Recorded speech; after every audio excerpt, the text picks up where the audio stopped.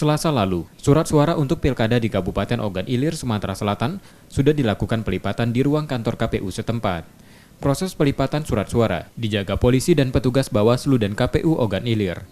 Dari kertas suara yang diterima KPU Ogan Ilir mencatat 304.540 lembar, terdiri dari 294.729 lembar sesuai daftar mata pemilih, ditambah 2,5% per TPS dan 2.000 lembar untuk pemungutan suara ulang. Atau berapa jumlahnya, Bu? Ada dua jenis, karena jumlahnya masih berjalan ya Pak Reza. Ya. Yang jenis yang sudah kami temukan kemarin ada yang bertitik di background merah, pasangan calon tersebut ada titik hitam, itu kita singkirkan. Kedua, kertas tersebut mengkerut-kerut. Ya. Nah, terus ada yang gambarnya gradasinya tidak jelas, itu sudah kita singkirkan dulu. Yang robek.